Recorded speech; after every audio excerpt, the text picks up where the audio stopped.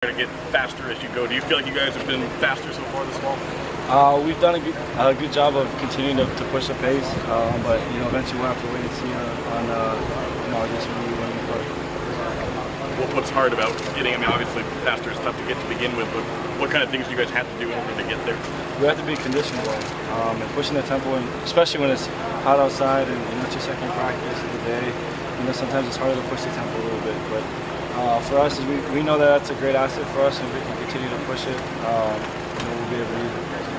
A lot of guys have talked about your vocal leadership so far in fall camp. Are you more vocal this year with the team than you were in years past? I would say so, but I think that's just part of the process that I've had to go through in order to really feel comfortable in order to do stuff like that. So if they need a vocal guy to be there for them, that I'll be that guy. Do you like that role? Yeah, I mean it's whatever I got to do to make the team better. And Coach Humphrey and Coach Frost have been pushing this upon me for the last couple of years now, and I'm really starting to feel comfortable with it. Have you noticed any differences in how the team is responding to you since you have become a little more vocal?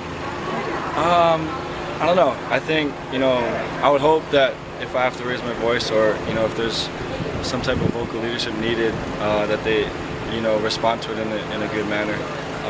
And it seems like it's been that way so far, so hopefully they'll continue to be a helpful resource for me. Ronus kind of mentioned that when you talk, people listen. You don't always raise your voice a lot.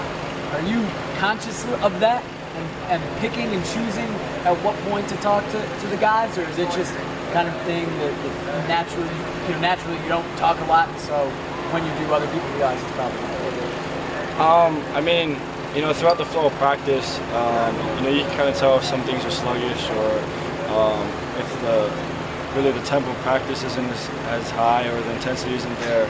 You can kind of tell. I'm not the only guy that's speaking up. I mean, there's quite a few guys out there that are really raising their voice, and for us, it's been huge. It's been able to kind of keep practice at a high intensity. Even this is like our 16th practice of fall. So. If we continue to keep having that, we'll continue to have good, solid practices and good preparation during the game weeks.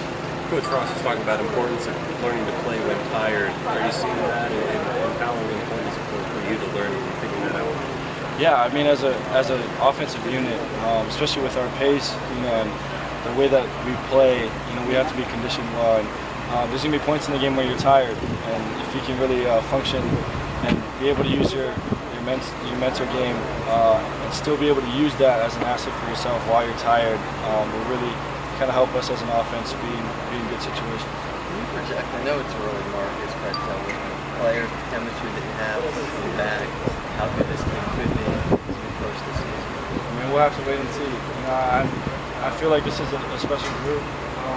We have a lot of good leaders in key positions. And, I'm really excited for this fall. Continue just to kind of work to this first game and see what I take to it. You don't pay attention to the reactions, I'm guessing? Not at all. Not at all. As you've progressed through the system over the years, you've got a better grasp on this, and you've developed as a player. How has kind of maybe your relationships with the coaching staff worked in just terms of how they're coaching you? I mean, are they able to kind of open up kind of deeper meaning of things on the field with you, and just in terms of you're a player maybe they haven't quite seen before, and are they able to kind of coach you deeper than they were maybe a couple of years ago? Of course. I think the last couple of years, Chris Humphrey and Coach Frost have really made those points to help me understand the concepts of the offense, to understand the why, the how, why we do something. If there's a certain situation, if it's 3rd and 7 with a minute left in the game, why would we be doing this instead of another?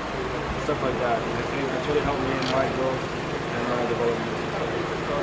Marcus, you faced the secondary for 2 weeks. How are they coming together? They're a tough group. You got Efo and Eric Dargan out there, and young guy Tyree, has made some great plays. And I think they're a pretty tight-knit group. They all want the best for each other, and it doesn't matter which one is, or which guy or which set of group is out there. They're all really making plays, and especially like Reggie Daniels and guys like that. I mean, you can make a list of all the guys that made plays, but they're continuing just to grow as a group, and they've done a great job. How about Dargan specifically? He's coming back from that suspension. He went through spring and now fall. Is he back? Does the team say it's done? Yeah, and I think he's really grown in that aspect off the field. He's really learned that as an older guy, as a veteran guy, he can shed upon some good influence on some of these younger guys, and he understands that he's in kind of a leadership role, and especially with some younger guys on that secondary that are going to need a few advice and tips. He's done a good job of just keeping up with them and making sure that they're ready. Marcus, Royce Freeman is a guy who people have talked a lot about. I think maybe even more so than you normally hear as a freshman. Praising him. What's your perspective on Royce? How he's been just a few weeks into his career? Yeah, I mean he's done a good job of just learning the offense. For a young guy, he seems to kind of pick up on key concepts and really kind of functions well with our offense. And, athletic aside, he's going to be a good asset for us. People talk about his size, how he can run over guys. He's a true freshman. It's not what we're used to seeing in an Oregon back. Can a back like that fit in this offense? Of course. A great example is like Garrett Blunt. He was able to do a good job, and a lot of people are saying that Royce is kind of that mold. And, he's that type of back that will sit in and protect and pass protections, and he's done a great job of hitting the inside zone, and he's going to be really honestly a great asset. Is there mental when true freshman comes in and is able to possibly play right away? Is a lot of that mental maybe more than physical? Yeah, I definitely agree. And does Royce have that? Yeah, with any freshman, your mentality has to come in and you want to compete. If you want to play, you're going to have to compete with a lot of the older guys. If you think, some freshmen come in thinking that they're just going to redshirt and they don't have such a good fall, and they don't really grow as a player. But Royce is a great example of somebody that's come in and understands that he can really compete for playing time. He's had that mindset since he first got here, even when we were out doing off-season summer workouts. And honestly, that guy's coming on where.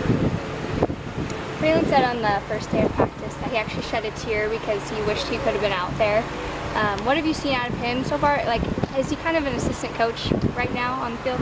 Yeah, for sure. He's helping a lot of those young receivers out. We have a bunch of young guys that have just come in, and he's done a great job of just being kind of an older leader, sort of say, and he's really helped teach the guys some of the things that they need to know for this offense, and he understands that he can still have a pivotal role within our team, even though he's not really on the field yet. With Tyler Johnson re-tearing his ACL, obviously you want to see Braylon come back, but does it make you a little hesitant to see him come back this season if he was to? Yeah, of course. Especially with ACLs, that's tough. Once you tear your ACL, you have a more likely chance to redo it. And I think those guys understand that. Tyler understood that when he was coming back out here, and they understand the risk. But for them, I think they want to do what's best for them, and we'll see whatever that is for Braylon. What kind of leader is he? Is he kind of a vocal leader on the field, or is he more of the silent type? It's a mix of both. I think he's one of those guys that will put his arm around a young guy and help him out. He's really, for us, he's really helped those young guys out, and that's really been huge for us in this fall camp. A lot of guys have said that when you decided to come back in December, it kind of motivated them to even play harder this season. What does that mean to you to hear that from guys like Byron Marshall, for one who said that? Oh, that's special.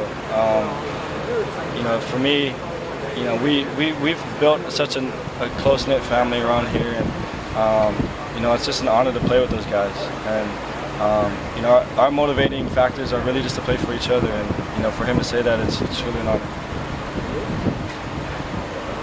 Thank you. Marcus. Have a good day.